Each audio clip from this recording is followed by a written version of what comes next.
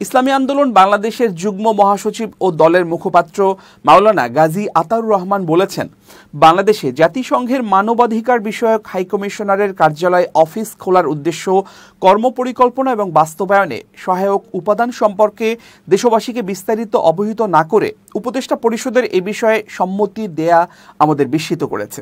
গণমাধ্যমে পাঠানো এক বিবৃতিতে এসব কথা বলেন তিনি বলেন, বর্তমান বিশ্ব বাস্তবতায় মানবাধিকার পশ্চিমাদের রাজনৈতিক হাতিয়ারে পরিণত হয়েছে।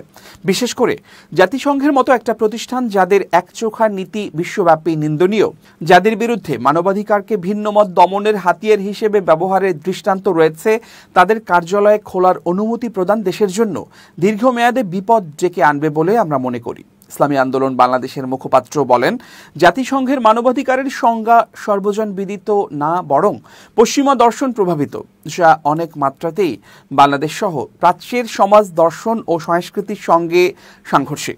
জাতিসংঘের মানবাধিকারের সংজ্ঞার মধ্যে সমকামিতার বৈধতা দেয়া, ট্রান্সজেন্ডারকে স্বীকৃতি দেয়া, গর্ভপাতের অধিকার দেয়া, উত্তরাধিকারের ক্ষেত্রে নারী পুরুষকে একই বর্গে অন্তর্ভুক্ত করা, যৌনশিক্ষাকে উন্মুক্ত করা এবং মৃত্যুদণ্ডকে রহিত করার মতো বিষয় অন্তর্ভুক্ত।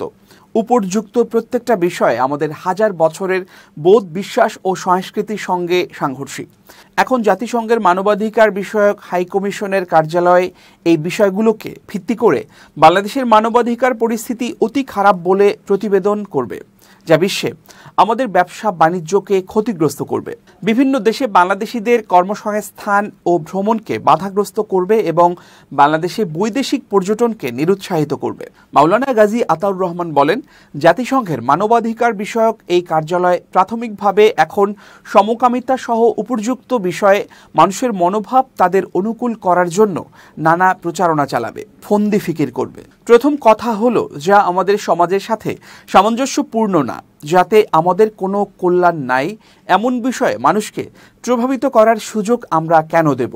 দ্বিতীয়ত, প্রত্যেকটা বিষয় যেহেতু মানুষের হাজার বছরের বোধ বিশ্বাসের সাথে সম্পৃক্ত, তাই সমাজের ভেতর থেকে এর বিরুদ্ধে প্রতিবাদ আসবে এবং প্রতিরোধ হবে। তখন মানুষের সহজাত প্রতিরোধকে নেতিবাচকভাবে সারা বিশ্বে উপস্থাপন করা হবে। সামগ্রিকভাবে এই কার্যালয়ে স্থাপনের কোনো ইতিবাচক দিক নেই, বরং এর সব মাত্রাতে দেশের ক্ষতি ও বিপদের সম্ভাবনা পরতে পরতে বিরাজমান।